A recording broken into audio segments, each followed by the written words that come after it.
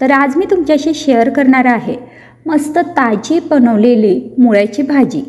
तर ही मुळ्याची भाजी बनवण्यासाठी मी 10 ते 12 मुळ्याची छान मोठी अशी पानं घेतलीत। हे पहा, अगदी हिरवेगार अशी पानं आहेत। घरी आल्यानंतर ही जी मुळ्याची पानं होती ती मी आधी स्वच्छ धुवून घेतली। 2 ते 3 पाण्याने छान स्वच्छ धुवायची।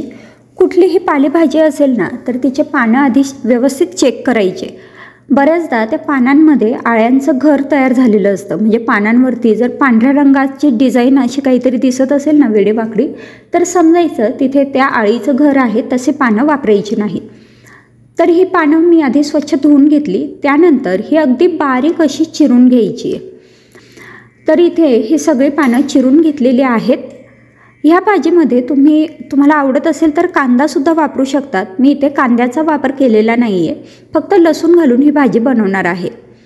तर चला, आता इथे भाजी चिरून झाली आहे। आता गॅसवरती एक कढई गरम करायला ठेवली। त्यामध्ये 2 छोटे चमचे तेल टाकून घेतलं। यामध्ये आपल्याला टाकायचे बेसन पीठ। तर इथे हे जी मुळ्याची पानं होती ती 10 ते 12 पानं होती। त्या अंदाजाने इथे मी साधारण 3 चमचे बेसन पीठ घेतलं आहे। जो आपला पोहे खाण्याचा चमचा असतो तो फुल भरून असे 3 ते 4 चमचे बेसन पीठ घ्यायचं आणि हे बेसन पीठ मध्यम गॅसवरती छान खमंग असं भाजून घ्यायचं। आपण ह्याच्यात तेल टाकलेलं आहे म्हणून तेलात हे छान परतून घ्यायचं। छान सोनेरी रंगावरती येईल आणि याचा छान खमंग असा सुगंध यायला लागेल तोपर्यंत परतून घ्यायचं। खूप जास्त वेळ लागत नाही, 2-3च चमचे बेसन पीठ आहे। मध्यम गॅसवरती परतलं तर अगदी 2 ते 3 मिनिटात हे बेसन पीठ छान परतून होतं। आता बेसन पीठ छान भाजून झालं आहे, बाजूला काढून घेतलं। त्याच कढईमध्ये अर्धा मोठा चमचा तेल घेतलं। तेल आपण आपल्या आवडीप्रमाणे कमी जास्त टाकू शकतो। त्यामध्ये जिरं टाकायचं आणि त्यासोबतच 4 ते 5 लसणाच्या पाकळ्या अगदी बारीक चिरून टाकायच्या, किंवा मग तुम्ही ठेचूनही इथे टाकू शकतात। आता जिरं आणि लसूण तेलामध्ये चांगला परतून घ्यायचा। हे व्यवस्थित परतून झालं की त्यामध्ये टाकली अर्धा चमचा हळद आणि पाऊण चमचा लाल तिखट। तिखटसुद्धा तुम्ही तुमच्या आवडीप्रमाणे कमी जास्त करू शकतात। हवं तर ह्यात हिरवी मिरचीसुद्धा तुम्ही वापरू शकतात। आता हे मसाले चांगले परतून झाले की लगेच आपण जे मुळ्याची भाजी चिरून घेतलेली होती, म्हणजे पाला चिरून घेतलेला होता, तो ह्याच्यात टाकला आणि छान परतून घेतलं। अगदी 2 मिनटं हे हाय फ्लेमवरती परतून घ्यायचं। अगदी 2 मिनटं ही जी मुळ्याची पानं आहेत ती हाय फ्लेमवरती परतून घेतली। त्याला पाणी सुटायला लागेल। त्यानंतर कढईवरती एक झाकण ठेवायचं आणि लो फ्लेमवरती हे आपल्याला अगदी मिनिटभर फक्त वाफवून घ्यायचं आहे। खूप जास्त वेळ शिजवायची गरज पडत नाही, लगेचच भाजी शिजते। हे पहा, अगदी 2 मिनिटानंतर झाकण बाजूला काढलं, भाजी छान शिजलेली दिसते। पुन्हा छान एकजीव केली आणि आता आपण जे बेसन पीठ भाजून घेतलेलं होतं ते आपल्याला या भाजीमध्ये टाकून घ्यायचं आहे।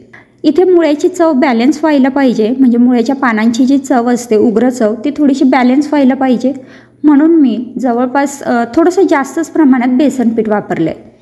बेसन पीठ एकजीव केल्यानंतर चवीप्रमाणे मीठ टाकायचं आणि त्यानंतर हे पुन्हा चांगलं एकजीव करून घ्यायचं। लो फ्लेमवरतीच आपल्याला आता ही भाजी चांगली परतून घ्यायची आहे। हे जे बेसन पीठ आहे ते सुद्धा व्यवस्थित भाजलं जाईल आणि ही भाजी छान व्यवस्थित शिजेल इथपर्यंत आपल्याला परतून घ्यायची आहे। मिनिटभर परतून घेतल्यानंतर त्यामध्ये 2 ते 3 चमचे भरेल एवढं पाणी टाकायचं। खूप जास्त पाण्याचा वापर करायचा नाही, अगदी 2-3 चमचे पाणी टाकलं। वरून एक झाकण ठेवायचं। झाकणावरती सुद्धा थोडंसं पाणी टाकायचं, म्हणजे आतली भाजी व्यवस्थित शिजेल। आणि आता पुन्हा 2-3 मिनटं ह्याची वाफ काढून घ्यायची। हे पहा, 2 मिनटानंतर लो फ्लेमवरतीच मी हे शिजवून घेतलं होतं। 2 मिनटानंतर झाकण बाजूला काढलं आणि पुन्हा हे चांगलं एकजीव करून घेतलं। बेसन पीठ होतं ते सुद्धा आता छान भाजलं गेलं आहे आणि भाजीची जी चव आहे ती त्या बेसन पिठात आली आहे आणि ही आपली जेवताना तोंडी लावण्यासाठी मुळ्याची मस्त भाजी तयार झालेली आहे। ही भाजी पोळीसोबत तर तुम्ही खाऊच शकतात, पण भाकरीसोबत खाल्ली ना तर अप्रतिम लागते।